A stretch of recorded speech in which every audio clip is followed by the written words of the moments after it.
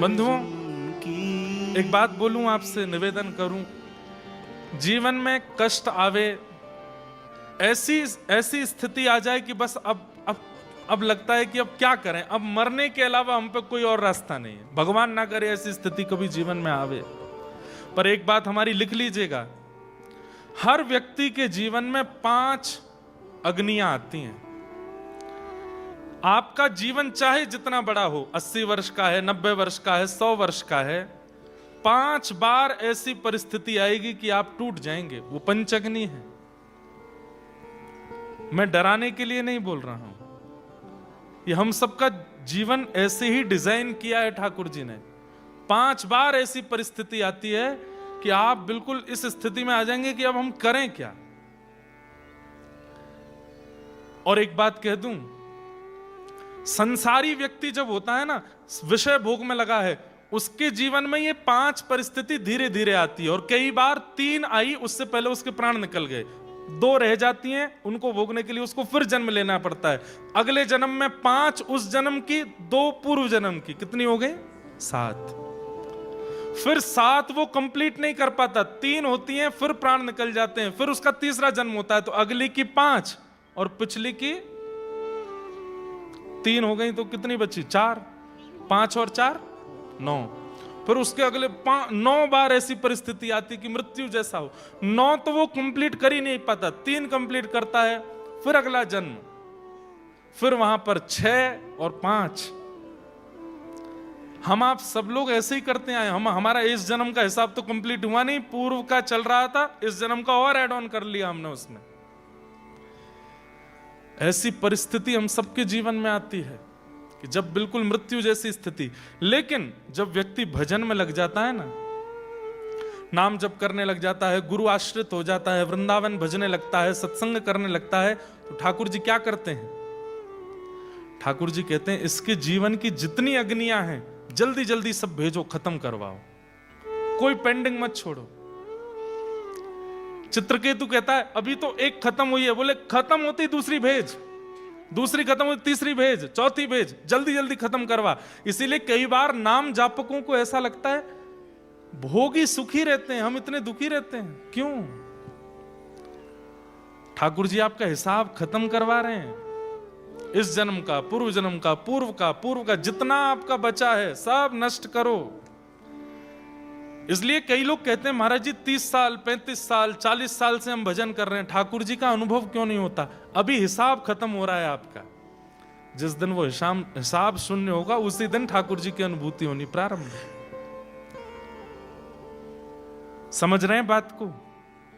कि सब बाउंसर जा रही है ऊपर से, समझिए।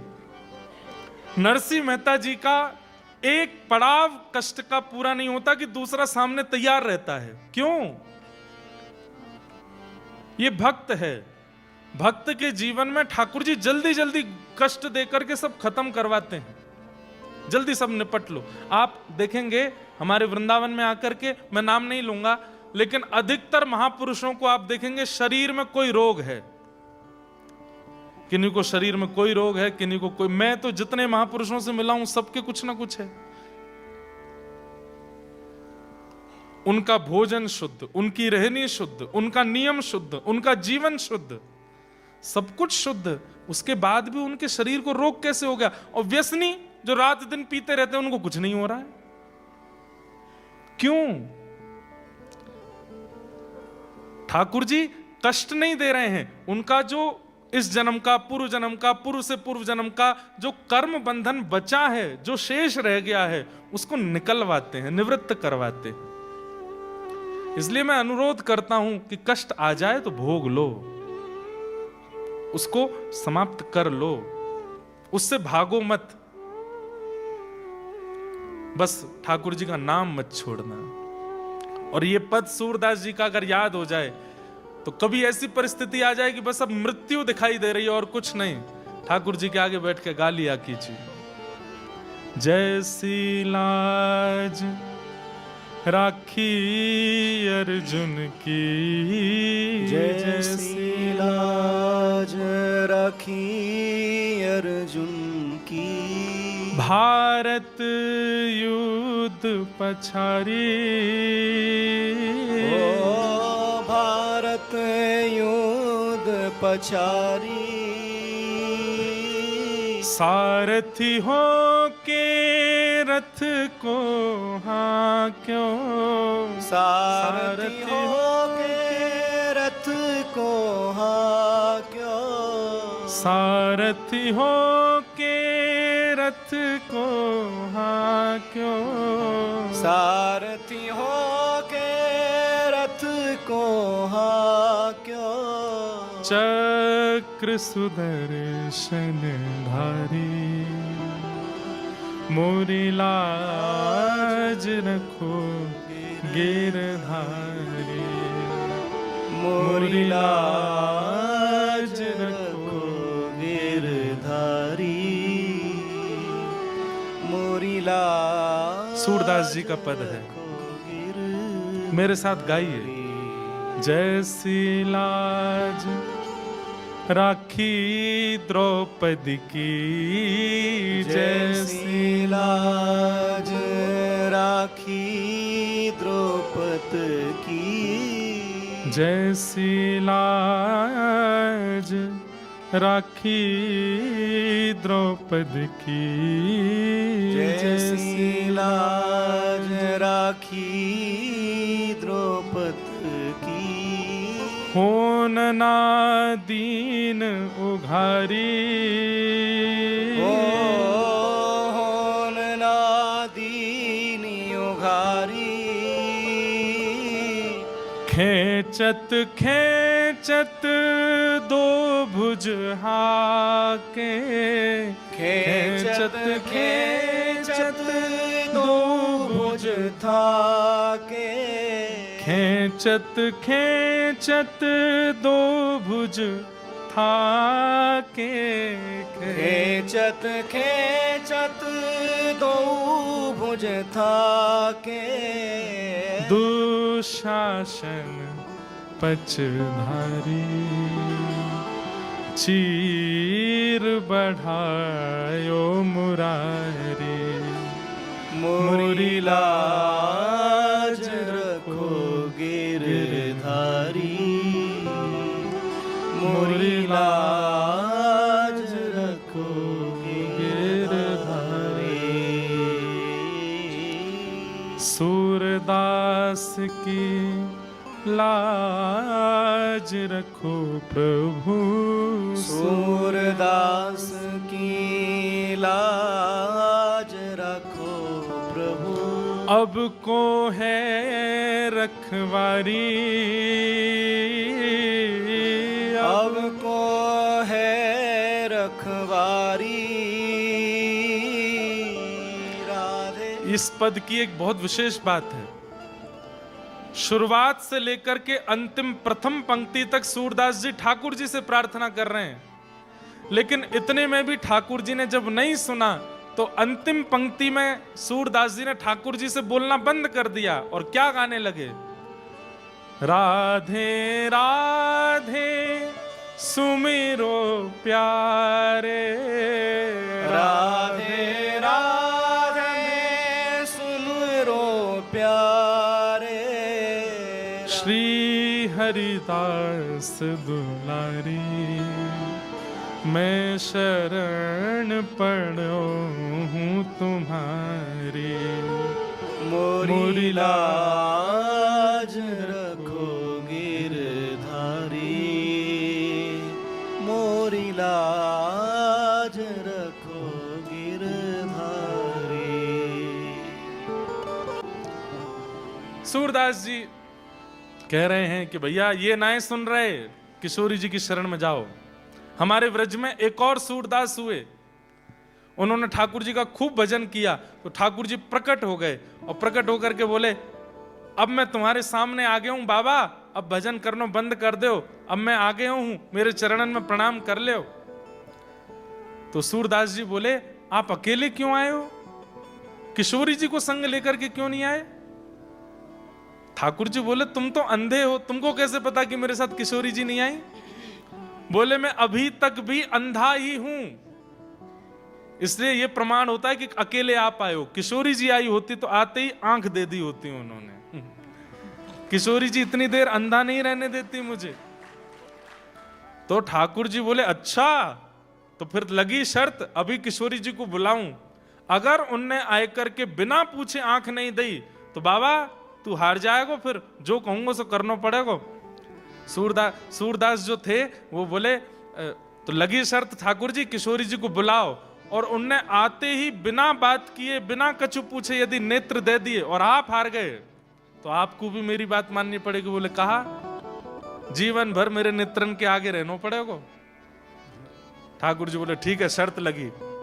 तुरंत किशोरी जी को आह्वान की हो, राधे राधे करुणामयी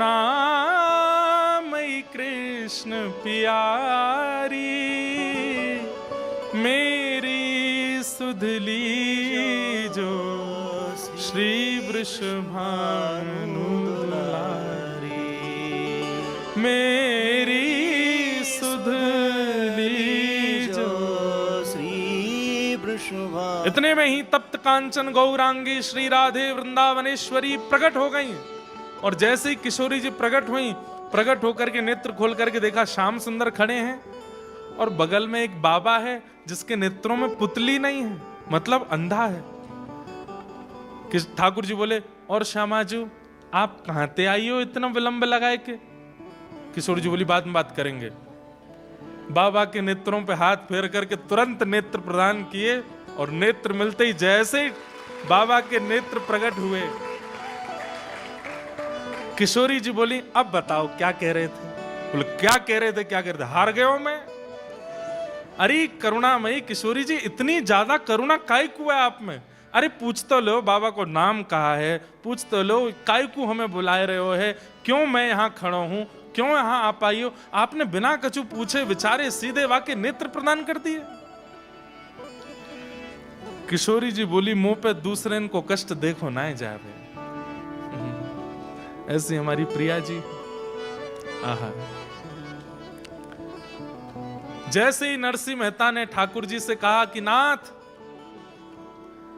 अब मुझे चिंता नहीं है कि मेरे पुत्र की बारात कैसी हो, लेकिन इतना कुछ लिख करके भेजा है, किसी और की मान की बात है, मेरे मान की बात नहीं है। वंशीधर मेहता जिसकी पुत्री से मेरी मदन राय मेहता जिसकी पुत्री से मेरे बेटे का ब्याह, उसके मान की बात है। नाथ मुंह पे तो कोई व्यवस्था है नहीं, मैं तो घोड़ी लाने के लायक भी नहीं हूं, आप ही आकर के कोई व्यवस्था करो। इतने में ही ठाकुर जी रुक्मणी जी से बोले रुक्मणी जी आप द्वारिका की रक्षा करो, मैं जाऊं। रुक्मणी जी बोले ये क्या लगा रखा है आपने, रोज रोज ये नरसिंह मेहता के पास चले जाते हो, कभी सांवरिया सेठ बन के चले जाते हो, कभी नरसिंह मेहता बन के उसके पिताजी का श्राद्ध करने चले जाते हो, कभी कुछ रूप में कभी कुछ रूप में। ठाकुर जी बोले भक्त बुलाएंगे तो जाना। बोले मैं इसलिए नहीं कह रही हूं कि आप जाओ मत, अकेले क्यों जाते हो, हमको भी ले चलो, हम भी चलेंगे, हम भी नरसिंह मेहता। अरे अरे वाह वाह रुक्मणी जी आपने तो मेरे मन की बात की, चलो। बोले करना क्या है?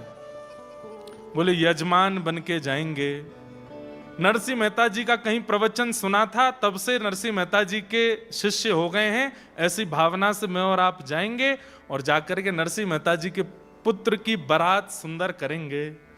यहां रुक्मणी जी और ठाकुर जी संपूर्ण द्वारिका के लोगों को जगाया, सबसे कहा महंगे वाले वस्त्र पहन करके आओ, गले में हार पहन के आओ, अपने घर में जितने घोड़े हैं हाथी हैं सबको लेकर के चलो। बोले कहां जाना है? बोले हमारे एक परम मित्र हैं, वहां द्वारिका में सबको बता दिया हमारे मित्र हैं, उनके बेटे की बारात सजाने जाना है।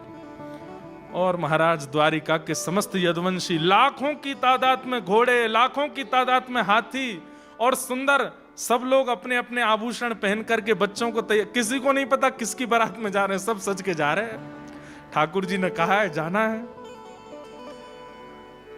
और तभी महाराज जूनागढ़ में हल्ला होने लगा, अरे कौन आ रहे हैं, कौन आ रहे हैं, अरे ऐसे हाथी, ऐसे घोड़े, ऐसी सुंदर चाल, ऐसी सुंदर बात। सबने कही भैया कौन है? अरे बोले ऐसा बता रहे हैं नरसिंह मेहता के कोई यजमान हैं। आहा। नरसिंह मेहता जी तुरंत भवन से निकल करके आए, आकर के देखी तो लोग बागों को देख करके ऐसा लग रहा था मानो जैसे गंधर्व आ गए, देवी देवता आ गए हों। लेकिन जैसे एक श्वेत हाथी के ऊपर सुंदर एक सिंहासन था, उस पर बैठे हुए श्याम वर्ण के ठाकुर जी, गौर वर्णा श्री रुक्मणी जी, जैसे ही उनको देखा है नरसिंह मेहता तो पहचान गए, कोई यजमान उजमान नहीं है, ये तो साक्षात सांवरिया सेठ आए हैं हमारे। सांवरियो है सेठ मारी राधा जी सेठानी है, सांवरियो है सेठ, सांवरियो है सेठ मारी राधा जी सेठानी है, सांवरियो है सेठ, सांवरियो है सेठ मारी राधा जी सेठानी है, ये सारी दुनिया जाने है, सांवरियो है सेठ, सांवरियो है सेठ मारी राधा जी सेठानी है, सांवरियो है सेठ। बोलो द्वारिकाधीश की, करताल बजा के गाओ।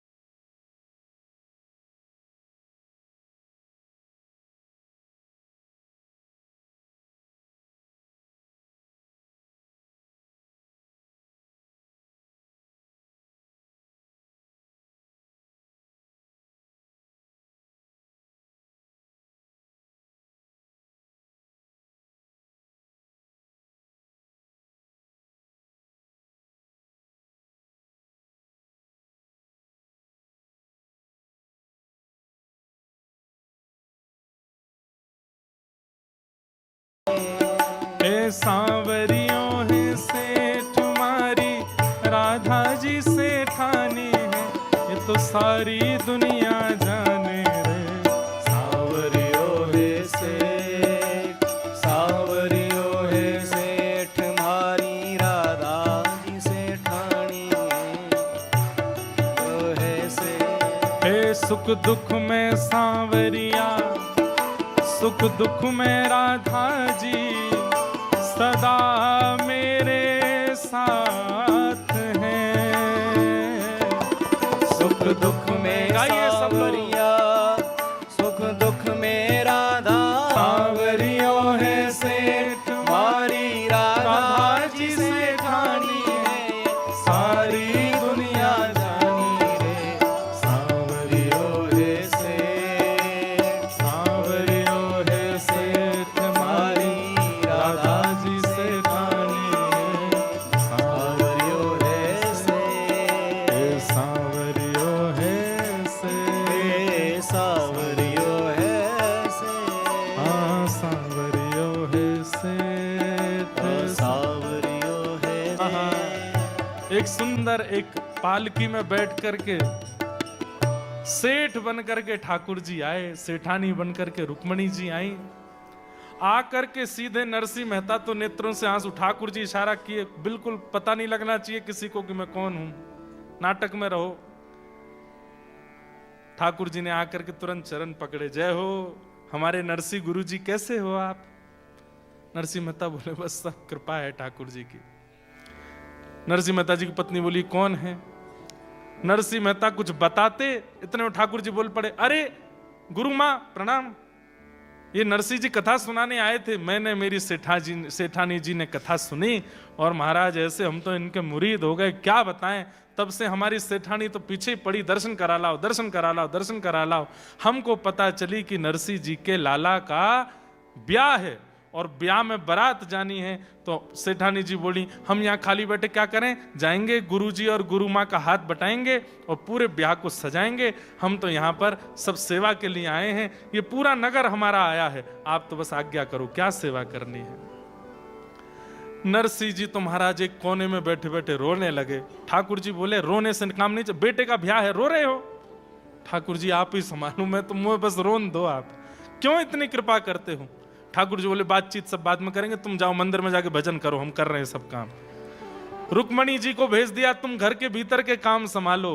और ठाकुर जी स्वयं बाहर महाराज फेंटा कस करके हलवाइयों को बुलाया, भट्टी लगाओ, तैयारी करो, मेवा बनाओ, पकवान बनाओ, सुंदर सुंदर सामग्रियां सिद्ध करो, तैयार करो। यहां रुक्मणी जी भीतर ढोलकी लेकर के बैठ गई, बन्ना बन्नी गीत गाने लगी। नरसिंह मेहता जी के बेटे का ब्याह है। अब तो महाराज जूनागढ़ के लोग जो नरसिंह जी के घर जा भी नहीं रहे थे, वो हाथी घोड़ा देखने के लिए गए और लोगों की शक्ल देख करके, ऐसे राजशाही पोशाक देख करके बाहर से झांक के नरसिंह जी के घर में देख रहे हैं। और जूनागढ़ के लोग नरसिंह जी की पत्नी से कह रहे हैं हम भी आ जाएं भीतर। अरे आओ आओ, क्यों नहीं आओगे? देखते ही देखते पूरा जूनागढ़ पहुंच गया। नरसिंह जी केवल रोए जा रहे हैं, जिन्होंने मुझे कभी अपना नहीं माना, आज वो सब मेरे गले में गलवैयां दे रहे हैं, सब मेरे घर में आके कीर्तन कर रहे हैं, सब आकर के इतना उत्साह वर्धन कर रहे हैं।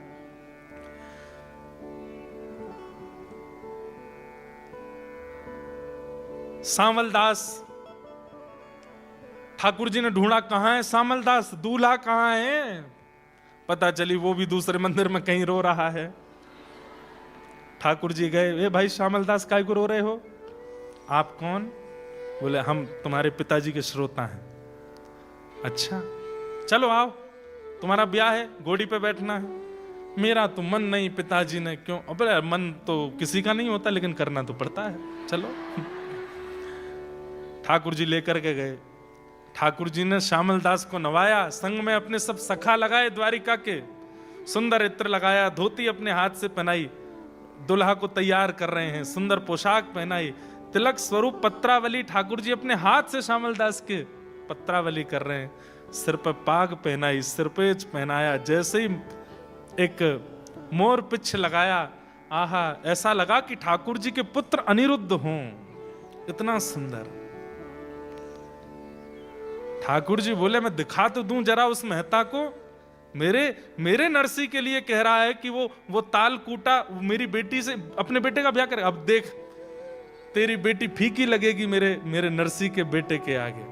अब देखो कैसी बारात, सुंदर घोड़ी लेकर के आए। महाराज नाल नहीं थी, घोड़ों के पैरों में नाल होती है ना, नाल की जगह सोने मड़े हुए हैं। श्यामलदास जी का पुत्र बैठाया गया और महाराज हाथी घोड़ा लेकर के बैंड बाजे सब बज रहे हैं। बैंड बाजे कौन बजा रहे हैं? इंद्र बजा रहे हैं।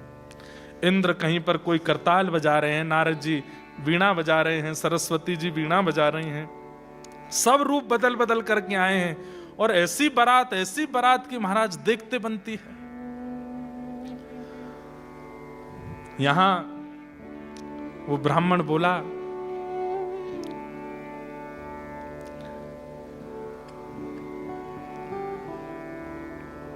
मदन राय मेहता ने अपने कुल पुरोहित जी को बुलाया, दीक्षित जी कल अक्षय तृतीया है और कल बारात आनी है, मुझे दूर दूर तक कोई आश्चर्य तो लग नहीं रहा है कि बारात आने वाली होगी। मेरी तो नाक कटने वाली है, मेरे इतने रिश्तेदार आ रहे हैं, इतने नातेदार आ रहे हैं, इतना बड़ा मैंने मंडप बनवाया, इतने लोगों की भोजन की व्यवस्था की है, इतना सब कुछ किया है, कहीं ऐसा ना हो कि ये नरसिंह मेहता पुरानी टूटी किसी बैलगाड़ी में अपनी बारात लेकर के आ जाए। थोड़ी व्यवस्था संभलवाया हो, मैं कुछ आपको धन द्रव्य दे के भेज रहा हूं, आप जाकर के नरसिंह मेहता से कह दो अच्छी व्यवस्था, अच्छी पोशाक पहन करके आवे, देख तो आओ बारात कैसी। दीक्षित जी बोले ठीक है जाता हूं। ये तो निकले जूनागढ़ की ओर, तब देखे तो थोड़ी दूर जाते ही महाराज वहां तो बैंड बाजे बज रहे हैं, खूब जोर जोर से उछल उछल करके बड़े देव जैसे दिखने वाले, गंधर्व जैसे दिखने वाले लोग नृत्य कर रहे हैं। दीक्षित जी को भी लगा ये तो कोई बड़े धनी मानी की बारात होगी, नरसी की कहां होगी। निकलने लगे बीच में से, बोले भैया मुझे चलते चलते 2 घंटा हो गए, ये बारात पूरी नहीं हो रही है, किसकी बारात है? एक से पूछा भाई कौन की बारात है? इतना पूरा रोड घेर करके चल रहे हैं, इतनी जोर जोर से नाच रहे हैं और इतने सुंदर सुंदर सब लग रहे हैं, किसकी बारात है? बोले नरसी जी की बारात है। दूसरा बोला नरसी जी नहीं, नरसी जी के बेटे की बारात है। तो दीक्षित जी एक बार तो सोचे, नरसी? बोले हाँ। अच्छा कोई सेठ नरसी होगा, उसके बेटे की बारात। अपना नरसी तो ऐसा नहीं हो सकता, उसके तो बेटे की घोड़ी ऐसी होगी जैसे बिल्कुल अंतिम क्षण चल रहा हो। श्यामल दास की बारात पूरी होते ही घोड़ी परम पद को प्राप्त होगी, वो तो ऐसी बारात होगी, वो ऐसी कहां हो सकती है? कौन नरसी है? कहां का नरसी? बोले जूनागढ़ के हैं नरसी। जूनागढ़ में एक और कोई होगा नरसी। बोले पूरा नाम क्या है? बोले नरसी मेहता। बोले नरसी मेहता? उसके बेटे का नाम श्यामल दास है क्या? बोले हाँ हाँ वही श्यामल दास। बोले वो तालकूटा नरसी मेहता? बोले हाँ हाँ वही वही जो कीर्तन करते हैं। बोले उसके बेटे की बारात है? बोले हाँ जी हम उसी बारात में आए। बोले तुम क्या लगते हो उनके बेटे के? बोले ये नहीं पता लगते क्या, हम तो बस आए हैं, हम तो बस आए हैं, हमारे सेठ जी ने हमको आज्ञा की कि चलना है तो हम तो बस आए हैं। दीक्षित जी बोले पहले तो लग रहा था कि वहां की व्यवस्था जाके मैं नरसी मेहता को बता दूं कि भाई मां इतनी व्यवस्था है, थोड़े उसके हिसाब से आना। अब लगता है उल्टा करना पड़ेगा, ये व्यवस्था उसको बतानी पड़ेगी।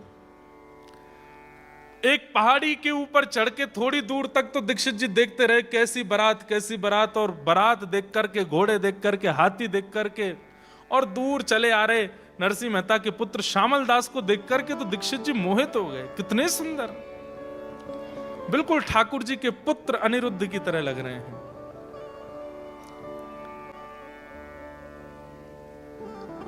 दीक्षित जी दौड़ करके वापस गए।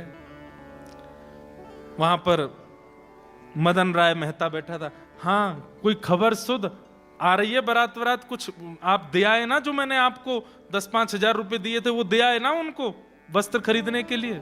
बोले ये पकड़ अपने 10-5 हजार रुपए, और सुन अपना घर बेच दे, अपनी संपत्ति बेच दे, अपने घर के सारे बर्तन बेच दे, सोना चांदी सब दाव पर लगा दे, उसके बाद भी उस बारात में जो घोड़े आ रहे हैं उनको घास नहीं खिला पाएगा। इतनी बड़ी बारात है, घोड़ों को घास नहीं खिला पाएगा, बारातियों को भोजन तो बहुत दूर की बात है। बोले हैं ऐसा? बोले मैं झूठ नहीं बोल रहा हूं। बोलते बोलते नेत्र सजल हो गए। अरे मदन तू बहुत अभिमान करता था, तू बहुत धनवान है, तेरी बेटी ऐसे कुल की, ऐसे कुल की, ऐसी बारात? अरे मुझे तो लगता है कौंडन्यपुर कृष्ण भी ऐसी बारात नहीं लेकर के गए होंगे जैसी बारात नरसी मेहता के पुत्र की आ रही है। मुझे दिखाइए, मैं देखना चाहता हूं। बोले यहां से नहीं, ऊपर चल, कहीं पहाड़ी पर चढ़ के देख। पहाड़ी पर जाकर के देखा, दूरबीन लेकर के गए, दूर ऊपर से देखने लगे। बारातियों के आव भाव देख करके, गले के हार देख करके, घोड़े हाथी आदि इन सबको देख करके, और नरसी मेहता जी के पुत्र को देख करके वो मदन राय तो चरणों में गिरा दीक्षित जी के। आपने बड़ी कृपा करी जो मेरी पुत्री का यहाँ विवाह नक्की कर दिया, लेकिन अब दूसरी संशय है। बोले क्या? अब मेरी नाक और कट जाएगी। क्यों? अब मैं बारात को खिलाने पिलाने लगी, इनको तो मैं कुछ नहीं कर पाऊंगा, ये तो इतनी बड़ी बारात है, इसको कैसे करें? तो पहले ऐसा होता था कि एक दिन में विवाह नहीं होता था, बारात आकर के रात में जनवासे में रुकती थी। अब यहां कोई 1-2 लोग होंगे जिनकी ऐसी ब्याह हुए हों कि बारात आज आ गई, फिर 2 दिन तक गांव के बाहर स्कूल में रुकती है, कहीं धर्मशाला में रुकती है, घर के लोग बाग वहीं उनको भोजन प्रसादी पवाते हैं। ऐसा हमारे पिताजी, हमारे पूर्वजों की तो ऐसी बारात हमने सुनी है। आजकल तो ऐसा नहीं होता, एक ही दिन में सब होता है।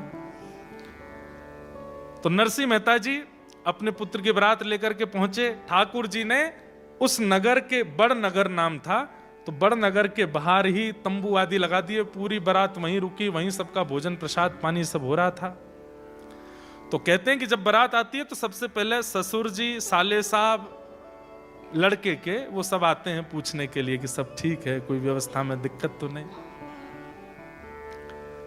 तो मदन राय मेहता अपने कुल पुरोहित दीक्षित जी को लेके गया, बोले आप चलो मेरे साथ, और नरसिंह मेहता जी से थोड़ा बोलो कैसे करेंगे, हम तो इतनी व्यवस्था तो हमने करी नहीं है।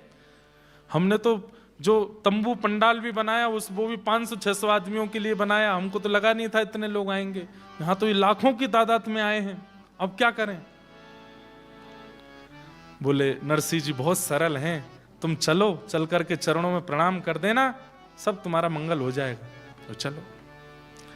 अब ये वहां पहुंचे, वहां जाकर के बारात जहां रुकी थी वहां जाके पूछने लगे, बोले सेठ जी कहाँ हैं।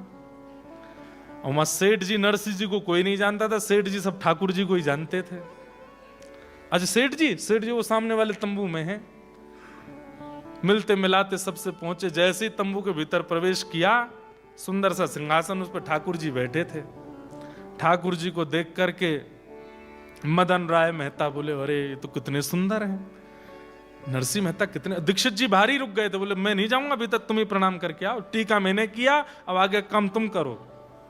ये तो भीतर गए, चरणों में गिर, सेठ जी आपको मैं प्रणाम करूं, मेरे तो बस आप नरसिंह जी, मुझे लोगों ने बहका दिया था, मुझे पत्र में लिख के भेजा कि आप तो ताल कूटा हो, मुझे क्या पता आप तो धन कूटते हो, आप तो रत्न कूटते हो, मुझे ऐसा पता होता कि आप चांदी सोना खाते हो तो मैं उस हिसाब से व्यवस्था रखता।